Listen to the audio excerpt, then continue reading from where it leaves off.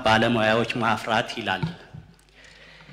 የመጀመሪያው ጥያቄ ብዙ እንደዚህ አይነት የሚያስፈልጉ ስራዎች በሀገራችን አሉ። ከመድኃኒት አንፃር ስናይ ከጤና፣ ከግብርና፣ ከምግብ፣ ከማህበራዊ አገልግሎቶች በሙሉ የተመሰከረላቸው ዓለም አቀፍ እውቅና ያገኙ የሚያስፈልጉን ብዙ ቦታዎች አሉና የመጀመሪያው ይሄኛው ሴክተር ብቻ ለምን ተመረጠ የሚለው በደንብ ብናውቀው ጥሩ ነው። አቃለው ገንዘብ ነክ ነገሮች ትልቅ ችግር እንዳለባቸው ይገባኛል። ግን ደግሞ ከዚሁ እኩል ከፍተኛ ችግር ያሰራር ችግር ያለባቸው እስካሁን ያልተፈቱ ነገሮች አሉ። ባለፈውም በጤና አዋጅ ላይ አንስቻለሁ። የታወቀ ዓለም አቀፍና ሀገር አቀፍ ስታንዳርድን ተጠቅመው በዛ ምስክር ወረቀት እንዲያገኙ የሚል አንቀጽ ብንጨምር የሚል ብዬ አስቀምጬ ነበርና በሁሉም ሚኒስተሮች እንደዚህ አይነት አዋጅ አስፈላጊ። ከዚህ በፊት በአዳዲስ ነገሮች የሚታወቀው ቴምር ሪል ስቴት አሁን ደግሞ ፒያሳ ላይ ከ3.9 ሚሊዮን ብር አጠቃላይ ክፍያ ጀምሮ በ900 ሺህ ብር ቅድመ ክፍያ የንግድ ሱቆችን እየሸጥን እንገኛለን። እንዲሁም ከኢኖቬሽን ሚኒስቴር አጠገብ ከባለ 1 መኝታ እስከ ባለ 3 መኝታ ቤቶችን በ10% ቅድመ ክፍያ ብቻ ቀሪውን በ90% በ17 ዙር አከፋፈል ያለምንም ወለድ ከዶላር ንክኪ ነፃ በሆነ መንገድ 30% ሲከፍሉ ደግሞ እውነተኛ 25% ቅናሽ ጋር ይዘን ቀርበናል። ነው ይሄ የኢንተርናሽናል ሰርቲፊኬሽን አይነት ነው የሚያሳየው እዚህ ጋር ያነበብኩት። ይሄ ደግሞ በአዋጅ አይደለም።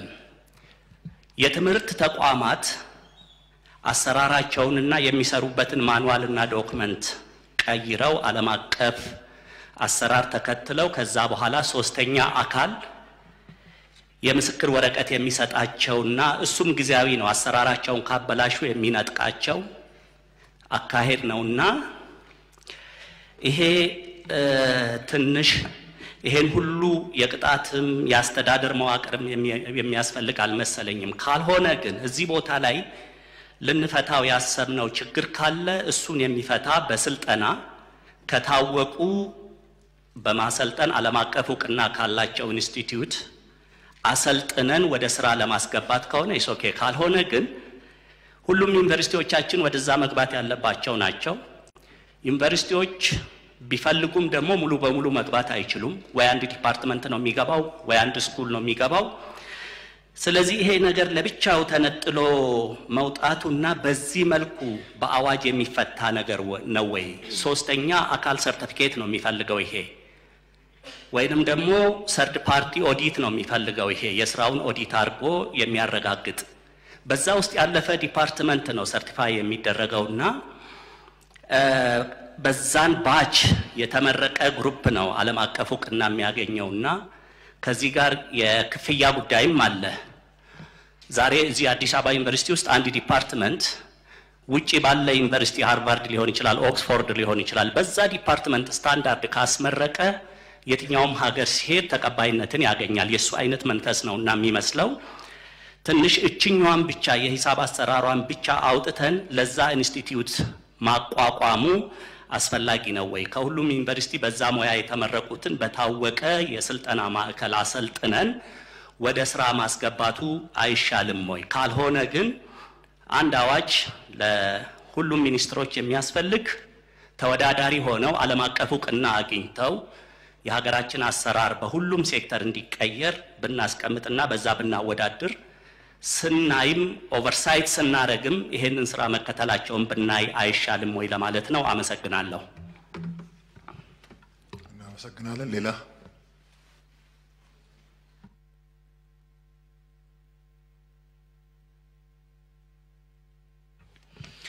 አመሰግናለሁ። የተከበሩ አፈ ጉባኤ፣ ክቡር ቋሚ ኮሚቴ ሰብሳቢውንም አመሰግናለሁ።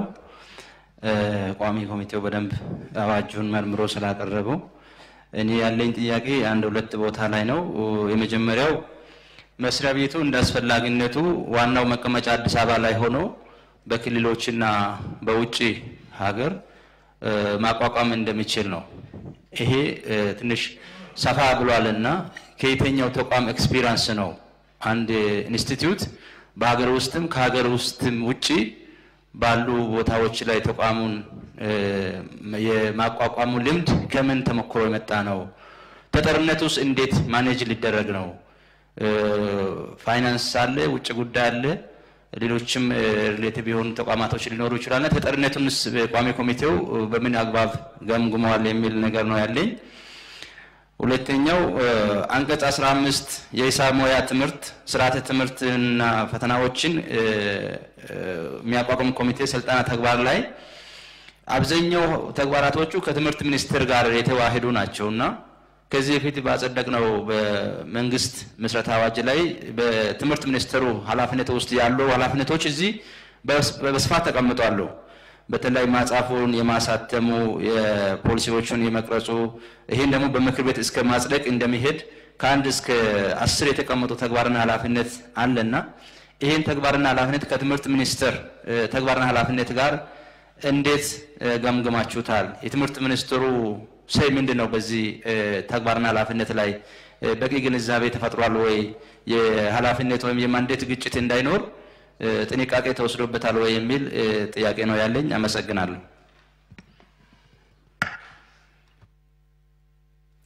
አመሰግናለሁ የተከበሩ አፈ ጉባኤ እንዲሁም የቋሚ ኮሚቴ ሰብሳቢ። በመጀመሪያ ደረጃ ይሄ ኢንስቲትዩት ለማቋቋም አዋጅ መውጣቱን በጣም በአድናቆት መግለጽ ከሚፈልጉ ሰዎች መካከል ነኝ። ምክንያቱም እጅግ በጣም ከፍተኛ የሆነ የሰፋ ችግር ያለበት ነው በዘርፉ በተለምዶ በስራ ልምድ። ምክንያቱም ኦዲተርም ወይም ደግሞ አካውንቲንግ ዲፓርትመንት ያወጣል። ኦዲተር ግን ኦዲተር የሚያወጣ ተቋም የለንም እስካሁን ሰዓት ድረስ። በምንሰራው ስራ ደግሞ ዓለም አቀፍ ስታንዳርድን ተከትሎ የሚሰሩ ስራዎች ናቸው። የኦዲቲንግም የሂሳብ አዋቂዎችም እና እነዚህ የተመሰከረላቸው የሂሳብ አዋቂዎች የሚባሉትን ለማውጣት የዓለም አቀፋዊ ትሬኒንጎችን ዲግሪ የወሰዱ ሰዎች ናቸው እዚህ ጋር በስልጣና የሚገቡት። ከዛ ከፍ ያለ ሰርቲፊኬት ነው የሚያገኙት እና በተቋማት ውስጥ መሰረታዊ የሆነውን የሂሳብ ዕውቀትም ሆነ የአካውንቲንግ ዕውቀት ከያዙ በኋላ የሚሰለጥኑበት በመሆኑ በጣም ደስተኛ ነኝ። ይሄን ብዬ ግን አንዳንድ ጥያቄዎች አሉኝ ወይም ደግሞ እንደው ቢስተካከሉ ብዬ የምሰጣቸው አስተያየቶች አሉ። ደንብ አዋጅ ክሩድ ነው እንደምናቀው በጣም ጠቅለል ያለ ነገር ነው። ይሄ ደግሞ በጣም ሴንሲቲቭ የሆነና ዲቴል አንደኛ ኤክስፔሪየንሱም የሌለን ነው። የመጀመሪያ ኢንስቲትዩታችን ነው። በባህሪው በርካታ ውስብስብ ነገሮችን የሚያስተናግድ ኢንስቲትዩት ከመሆኑ አንፃር ወደፊት በደንብ የሚያስተካክላቸው በርካታ ተግባራት ይኖራሉ ብዬ አስባለሁ። ነገር ግን ደንብ ሊያወጣ ይችላል ተብሎ ነው የተቀመጡት ተግባራት ተዘርዝረዋል። ነገር ግን ሊያወጣ ይችላል ነው ማውጣት አለበት ብለን አስገዳጅ የምናደርግበት ነገር ቢቀመጥ የሚል አስተያየት አለኝ። ምክንያቱም ትምህርትና ስልጠናው የመሳሰሉትን በርካታ ነገሮች አሁን ቦርዱ ነው በቦርድነት እያስተናገደ ያለው አቤ ተብሎ የሚጠራው። አሁን ኢንስቲትዩት እያቋቋመ ሲሄድ ኤክስፔሪየንሱ አዲስ ከመሆኑ አንፃር እነዛን ነገሮች በዲቴል የሚያያቸው ጉዳዮች ስለሚኖሩ እሱ ላይ ደንቡን የማውጣት ጉዳዩን አማራጭ አድርገን ከምናስቀምጠው አስገዳጅ አድርገን ብናስረው የሚል ሐሳብ አለኝ። ሌላ ከትምህርት ሚኒስቴር በተለይም ከከፍተኛ ትምህርት ተቋማት ጋር የሚኖረው ትስስር በጉልህ የተቀመጠበት አይደለም አዋጁ። ይሄንንም ደንቡ ላይ የበለጠ ያብራራዋል ወይም ደግሞ ግልጽ ያደርገዋል የሚል እሳቤ ነው አለኝና እዚህ ጋር አዋጁ ላይ በስሱ ነው እንደውም ከነሱ ጋር የሚኖረን እንትን የሳሳ ነው። ከተለያዩ አሉ በጣም በርካታ ሀገራት የተለያዩ ስፔሲፊክ የሆኑ ትሬኒንጎችን የሚሰጡ ተቋማት አሉ። ከነሱ ጋር ብቻ ሳይሆን ከአገር ውስጥ ካሉ ዩኒቨርሲቲዎች ጋርም የሚኖረውን ትስስር በመናስቀምጥበት አንቀጽ ቢኖርና በጉልህ ቢታይ የሚል አስተያየት ለመጨመር ነው። እጅግ በጣም አመሰግናለሁ።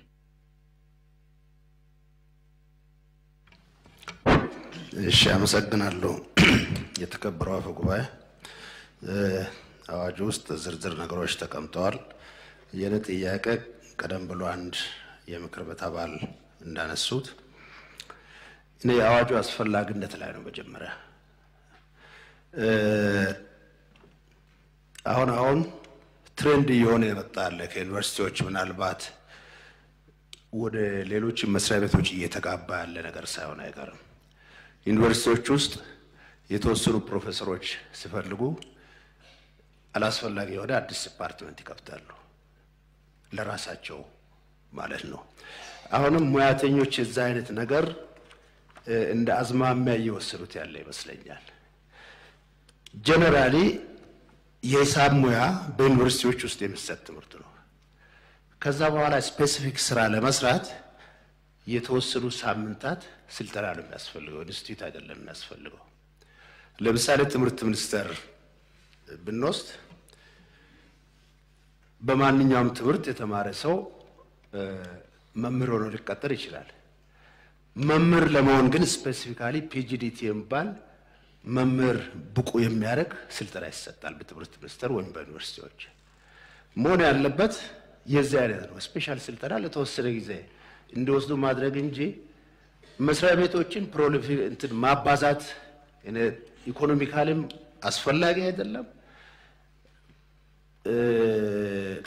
ከአሰራር አንፃርም ትክክል አይመስለኝም መንግስት አክቹአሊ የመንግስት ሳይዝ ይቀንስ እየተባለ በየቀኑ አዳዲስ መስሪያ ቤቶች እያቋቋምን ከሄድን ለልማት ይውል የነበረው ገንዘብ ለቢሮክራሲ ብቻ እንዲውል ማድረግ ስለሆነ እኔ የዚህ ኢንስቲትዩት አስፈላጊነት አይታየኝም በገንዘብ ሚኒስቴር ስር ወይም በሆነ እንትን ስር የተወሰነ የስልጠና ማዕከል ኖሮ እነኚህን አካውንታንቶችን ለስፔሻል ስራ እንዲሰለጥኑ ማድረግ ይቻላል ይመስለኛል ሁለተኛው ነገር በአዋጅ ውስጥ ያለው አብዛኛው ነገር ጠቅላላ ጉባኤ ምናምን ማህበር ነው መስሎ ከኢንስቲትዩትነት የማህበርነት ባህሪው ነው በጎላው የተወሰኑ ሙያተኞች አንድ ላይ ተሰብስበው የሚያቋቁሙት ማህበር ነው መስሎ ይሄ በአንድ ያዋጁ አንድ ክፍል ነው በሌላ በኩል ደግሞ ሬጉላተሪም ይመስላል እንደዚህ ያደርጋል እንደዚህ ይቀጣል እንደዚህ ያደርጋል የምር የሬጉሌሽን ስራ የሚሰራ ይመስላልና ትንሽ ያዋዙ አላማም ግልጽ አይደለም አስፈላጊነትም ግልጽ አይደለም የሚል አስተያየት ለመስጠት ነው አመሰግናለሁ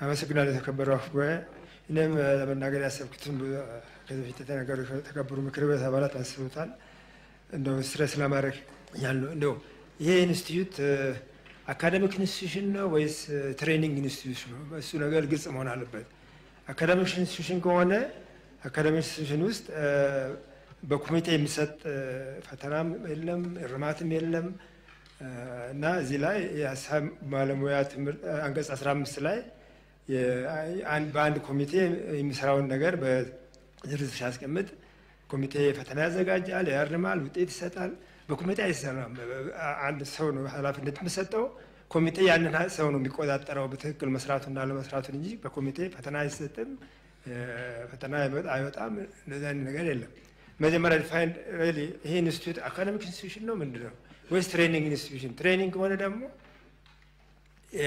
እንደዚህ ያለ ዝርዝር ነገር አያስፈልግም አዋጅ ውስጥ አዋጅ አንዳንዴ እንደውም አዋጅ አይመስልም እንትኑ ራሱ ደንብ ነው ይመስሉ እዛ ራሱ ይሄ ኮሚቴ የራሱን ውስጥ ደንብ ያወጣል ይላል እና እንደዚህ አይነት ነገሮች ገና እኮ አዋጅ ነው ከአዋጅ ቀጥሎ ደንብ አለ ደንብ በኋላ መመሪያ አለ እና ኦሬዲ እዚህ ውስጥ ዝርዝር ነገሮች ነው እያየን ያለ ነውና ደንብ የሚያወጣው ሰው የምን ሊያወጣ ነው ወይ መመሪያ የሚያወጡት ምን ሊያወጡ ነው እዚህ ሁሉ ነገር ተቀጠቀሰ እና ትንሽ ክሊያሪቲ የሚጎለው ነገር ነው ይመስለኝና ግልጽ ያው ቅድም ምክር ቤት አባላት እንዳነሱት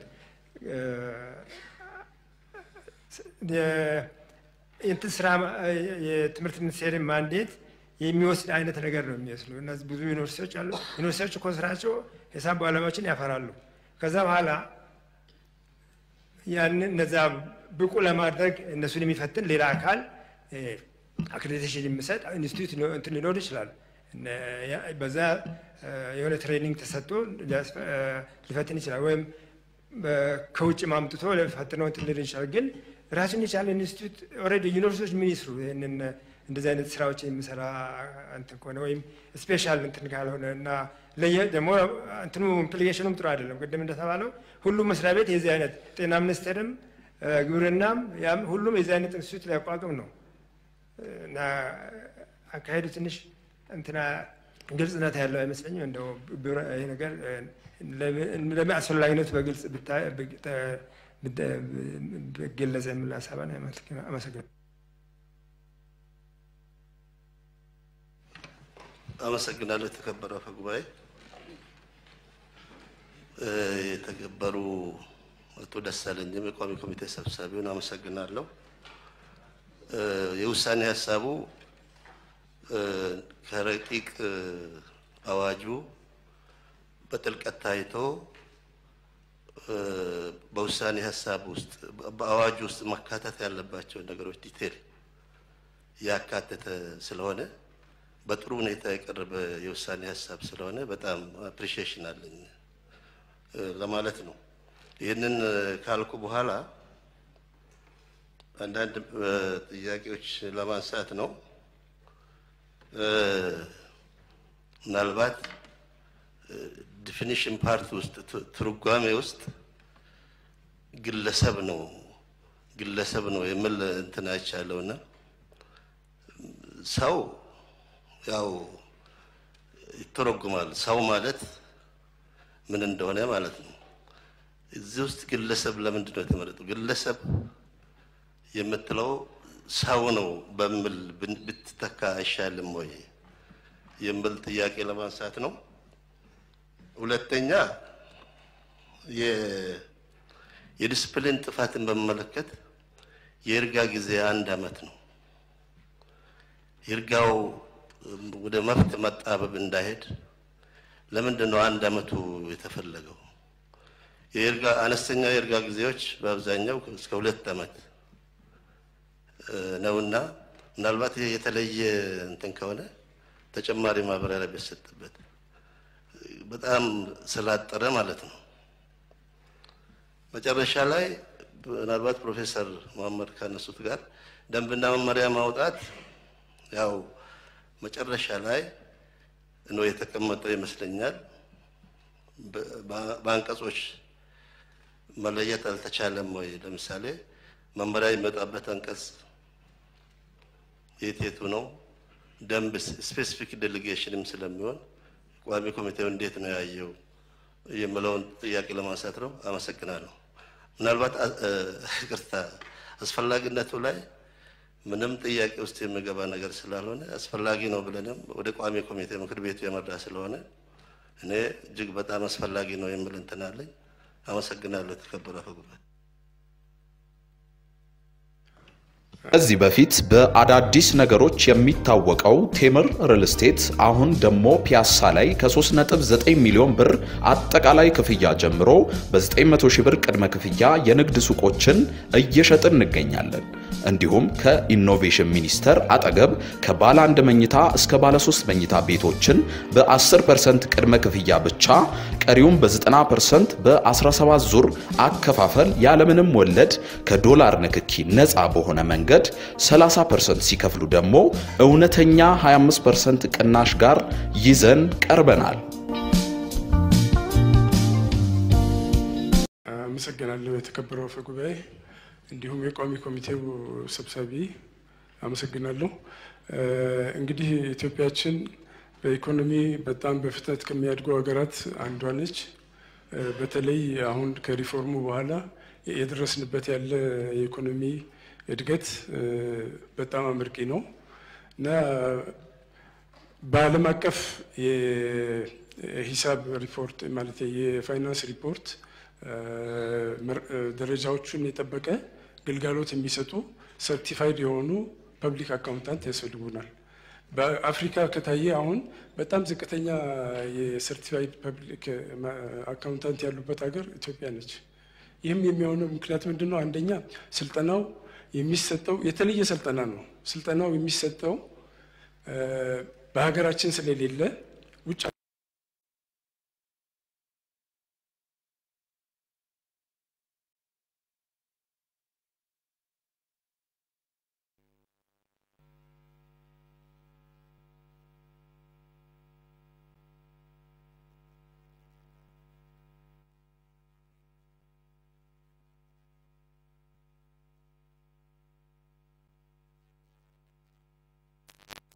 በጥራቱ ታምኝ ባለሙያዎች ማለት የሂሳብ ባለሙያዎች የተሰራ ሪፖርት በፋይናንስ ሪፖርት ነው የሚፈልገው። ለዚህ ነው። ሁለተኛ ደግሞ ለውጭ ዜጎች የተፈቀዱ ሴክተሮች አሉ። የውጭ ሴክተሮች ከኢትዮጵያኖች ጋር በጋራ የሚሰሩበት ሴክተሮች አሉ። እዛም ቢሆን የዚህ አይነት ባለሙያዎች ነው የሚፈልገው እንጂ ከውጭ ይዘውልን እንዲመጡ አይደለም። እኛም ለራሳችን ለሌሎችም ማቅረብ የምንችልበት ነው። ሶስተኛ ካፒታል ገበያ መስርተናል። አሁን ጀምረናል እና ለዛም የሚያስፈልገው ፋይናንስ ሪፖርቱ በእነዚህ የተመራና የተሰራ የተገራ ካልሆነ ተቀባይነት አይኖሩም። ለዚህ ነው በማነጻጸር የዲግሪና የዚህ የፐብሊክ ተመሰረተ የሂሳብ ባለሙያ በንጽጽር ማሳየት ብችል አንደኛ የዲግሪ ከሆነ የስልጠና ትምህርት አይነት መውሰድ የሚሰጠው ትምህርት በአብዛኛው ንድፈ ሀሳብ ነው። ይሄኛው ግን ንድፈ ሀሳብን ቲዮሪም ያለው ያኛው በከፍተኛ የትምህርት ተቋማት የሚሰጠው ዲግሪ ሲሆን ይሄኛው ሰርቲፊኬት ነው። ግን ሰርቲፊኬቱን ከማግኘታቸው በፊት ዲግሪ ያላቸው ባለሙያዎች ናቸው። ሁለተኛ አንድ ተማሪ ዲግሪውን ከያዘ በኋላ ዲግሪውን በሰጠው ተቋም ምንም አይነት ቁጥጥር አይደረግበትም። በዚህኛው ግን አንድ ሰርቲፋይድ ፐብሊክ አካውንታንት ከተመዘገበ በኋላ በአባልነት ከተመዘገበ በኋላ አባልነት የሰጠው ተቋም ሙያውና ስነ ምግባሩን በተመለከተ ክትትልና ቁጥጥር ያደርግበታል እና ከዚህ ውጪ የስነ ምግባር ወይም የአፈጻጸም ስህተት ካለም ስልጣኑን ማንም ላይሰንሱን ይወስድበታል ማለት ነው። ቅድም በተከበሩ ቋሚ ኮሚቴው እንደተገለጸው ሶስተኛው አንድ ተማሪ ዲግሪውን ከወሰደ በኋላ ዲግሪ ምንም አይነት የሙያ ማጎልበቻ መውሰድ ሳያስፈልገው ዲግሪውን በዘላቂነት ሊሰራበት ይችላል። ለዚህኛው ግን አንድ ሲፒኤ በአባልነት ከተመዘገበ በኋላ አባል ሆኖ ለመቆየት በየአመቱ ተቋሙ በሚያወጣው መስፈርት ተከታታይ የሙያ ማጎልበቻ በመውሰድ ራሱን ማሳደግ አለበት። ልዩነቶቹን ይህ ማለት ነው እና ዝም ብሎ በአንድ ዩኒቨርሲቲ እንደ ተጨማሪ ስልጠና የሚሰጥ አይደለም። ራሱን የቻለ ተቋም ያስፈልገዋል። አራተኛ ሀገራት የሚያስቀምጡት ዲግሪዎች በሁሉም ሀገር ተቀባይነት አላቸው ማለት አይደለም፣ ኢኳል አይደለም። ግን ይሄኛው ተቋም ማለት የሰርቲፋይድ ፐብሊክ አካውንታንቶች ከሰለጠኑና አባል የሆኑበት በተለይ ኢንተርናሽናል ፌዴሬሽን ኦፍ አካውንታንትስ አባል ከሆኑና እሱ የተቀበለውን ማንኛውም በዚህ ኢንተርናሽናል አካውንታንት ፌዴሬሽን አባል የሆነ አገር እውቅና ይሰጣል። በሌላ በኩል ደግሞ የሚሰጠን የስራ ዕድል አድማሶች አሁን ለምሳሌ በ2063 በአፍሪካ የአፍሪካን ኮንቲኔንታል ፍሪ ትሬድ ኤሪያ በሚል እንግዲህ በኢኮኖሚ በኢንቨስትመንት ሊያስተሳስር ነው አፍሪካ። በዛ የሙያ አገልግሎት እንደ አንድ ግብይት ዘርፍ ነው። ስለዚህ በዚህ የተመረቁ ሰዎች የስራ ዕድል ማግኘታቸው በጣም ሰፊ ነው እና ልዩነቶቹ ሰማይና ምድር ናቸው። በአንድ ኢንስቲትዩት እንደ ተደራቢ ስልጠና የሚሰጥ አይደለም እና ለስራቸው በጣም አስፈላጊ ስለሆነ ለምሳሌ የግብር ሚኒስቴር የገቢዎች ሚኒስቴር ማለት ነው ስልጠና ይሰጣል። ካፒታል ገበያ እንደዚሁ ስልጠና ይሰጣል። እንደዚሁም ዋና ኦዲተር ይሰጣል እና ይህንን ሁሉ አሰባስበን በአንድ ማዕከል ማሰልጠን የምንችልበት ሀገራችንን በፋይናንስ ዘርፉ ትልቅ ደረጃ ማድረስ የምንችልበት ስለሆነ በዚህ ሊታይ ይገባልና ግንዛቤያችን በዚህ ቢሆን ብዬ ነው።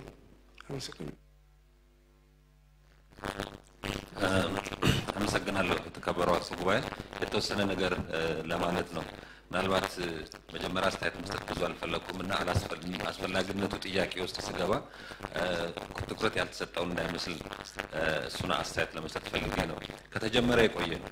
እኔ ፕላንና በጀት ጭምር እያለ ከ2 ዓመት በፊት ጭምር ጉዳዩ በጣም አስፈላጊ እንደነበረ ሰው ዳይጀስት ሲደረግ ሲመከርበት እንደገናም ደግሞ ሚኒስትሮች ምክር ቤትም ጭምር ሄዶ የመጣ አዋጅ ነውና አንዳንዴ ግልጽነት ላይ የቀድሞዋ ሲኦ መጥተው አንድ 30 ደቂቃ ፕሬዘንት ቢያደርጉ ይሄ ቤት ሁሉ የዚህ ተቋም አስፈላጊነትን በትንሽ ደቂቃ ውስጥ በደንብ ይረዳ ነበርና በጣም ኤነርጄቲክ የሆኑ በዚህ በሂሳብ አያያዝ ላይ ከዚህ ቀደም የተፈጠሩ ችግሮችን ለመቅረፍ በሚያስችል መልኩ በጣም ታስበውበት የተሰራ ሆኖ ሌላው ለየት ያለው ባህሪ ከዚህ ሰርቲፋይድ ሆኖ የሚወጡ ባለሙያዎች ዓለም አቀፍ ተቋማት ላይ በቀላሉ ገብተው ጭምር የሚሰሩ ናቸው።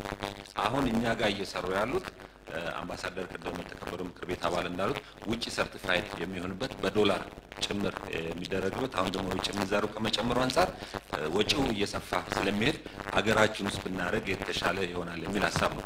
በዛ ሰዓትም አንስተናል። ለምን ከዩኒቨርሲቲዎች ጋር አታቸው ናቸው እዚሁ አዲስ አበባ ስላላችሁ ከአዲስ አበባ ዩኒቨርሲቲ ኤፍቢ ፋካልቲ ጋር እንደው 50-50 ጆይንት ቬንቸር ጭምር ለምን አትወስዱም የሚል ከጉዳዩ ትኩረት መስጠት አንፃር በአጭር ጊዜ ውስጥ የተሻለ ለማፍራት ለጉዳዩ ትኩረት ለመስጠት በዛው በግሉ በራሳቸው አቋቁሞት ጥሩ ብዙ ካፈሩ በኋላ እንግዲህ ወደፊት እንደሱ አይነት ነገሮች ሊመጡ ይችላሉ። ዩኒቨርሲቲዎች ሊሰጡ አይችሉም ማለት ሳይሆን ግን አሁን ባለንበት ሁኔታ ጉዳይ ነው።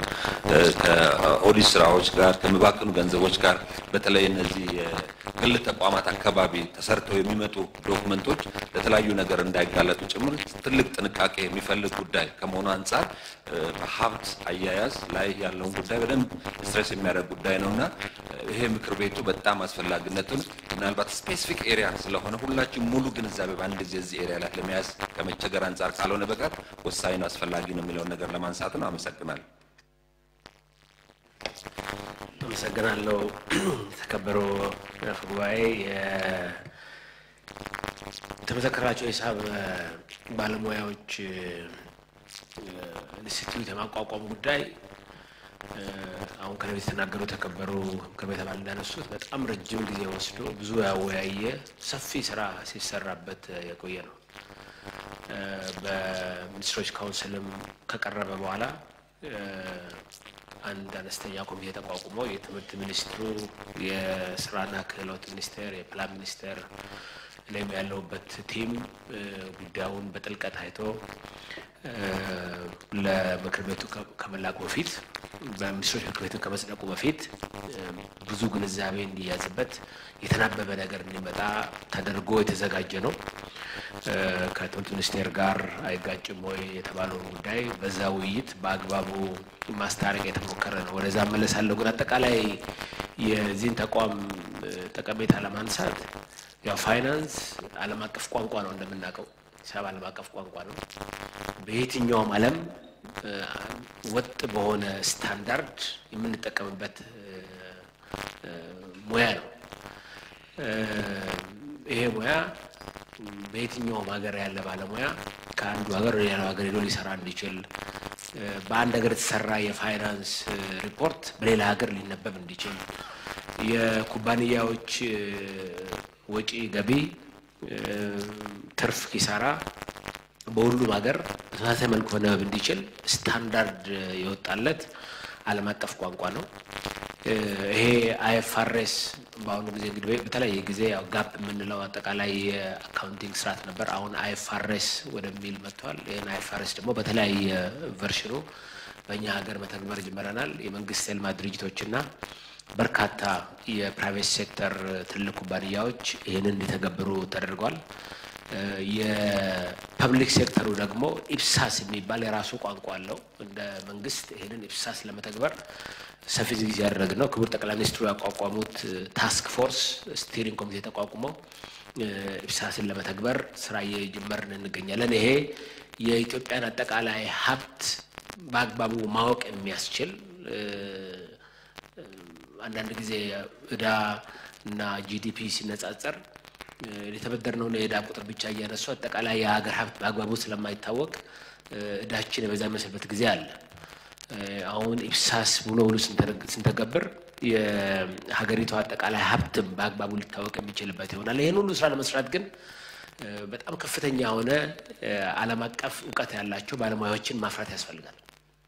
አሁን ይሄን ባለሙያ በአገር ውስጥ ስላላፈራን ባለሙያ ኢምፖርት ያደረግን ያለ ነው። እንደምታውቁት አላት ትልልቅ አማካሪ ተቋማት አሉ በዓለም አቀፍ ደረጃ KPMG ኤንአር የሚባሉ 4 ኩባንያዎች። እነዚህ ኩባንያዎች ብዙ ስራ እየሰሩ ነው፣ እያገዙ ነው።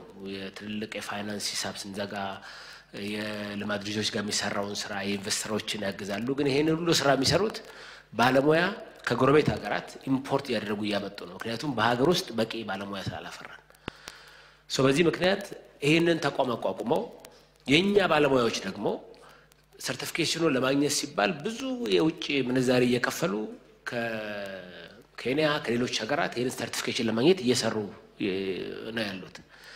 ይሄን ለማስተካከል ኳሳይ ገቨርንመንታል የሆነ የመንግስት ተቋም አይደለም። ይሄ ኳሳይ ነው፣ የፕራይቬት ፐብሊክ ኤሌመንት ያለው ነው። ምክንያቱም በባለሙያዎቹ ገቨርን የሚደረግ በጊዜ ሂደት ራሱን የሚችል አሁን ሲጀምር መንግስት ድጋፍ ያደርገለታል እንጂ በአጭር ጊዜ ውስጥ ስለ ወጪም ስለተነሳ ወጪ ብክነት እንዳይነ ተባለው ራሱን የሚችል ይሄ ወደ ውጭ ሀገር እየተላከ ለሰርቲፊኬሽን የሚከፈለው ገንዘብ እዚሁ ተከፍሎ ተቋሙ ራሱን የቻለ እንዲሄድ ታስቦ የሚሰራ ነው። ከፍተኛ የሆነ ባለሙያ እጥረት የመጣብንን ችግር ለማንሳት የህዝብ ጥቅም እየተጎዳ ነው የሚገኘው። አሁን ባለና ያው ቅድም የተከበሩ ምክር ቤት ያነሱት አቤ የሚባል ተቋም አለ፣ አካውንቲንግ ኦዲት ቦርድ ኦፍ ኢትዮጵያ። ይሄ ተቋም ኢትዮጵያ ውስጥ ያሉ አጠቃላይ የፋይናንስ ሪፖርቶች ወጥ እንዲሆኑ ባለሙያዎች ዲሲፕሊን ባለው ሁኔታ እንዲሰሩ የሚቆጣጠር ስራ ይሰራል። ግን አንድ ያየነው ትልቅ ክፍተት የፕራይቬት ሴክተሩ 3 አይነት 4 አይነት ሪፖርት እንደሚያዘጋጅ ያየን ነው። እንደ ቀልብ እንደሚነሳው ለባለቤቱ የሚያሳያት ለባንክ የሚያሳየው በጣም ያተረፈበት ለመንግስት ደግሞ የሚያቀርበው 3 የውሸት ሪፖርት ጀነሬት የሚደረግበት የሂሳብ አሰራር ሁላ እያየን ነው። እና ይሄንን ሊፈታ የሚችለው የሂሳብ ሪፖርቱ ወጥነት ባለው ሁኔታ ቁጥጥር በሚደረግበት ሁኔታ ሊሰራ ሲችል ነው። ይሄን ባለማድረጋችን ከፍተኛ የሆነ የታክስ ማጭበርበሮች ሲሰሩ ቆይተዋል።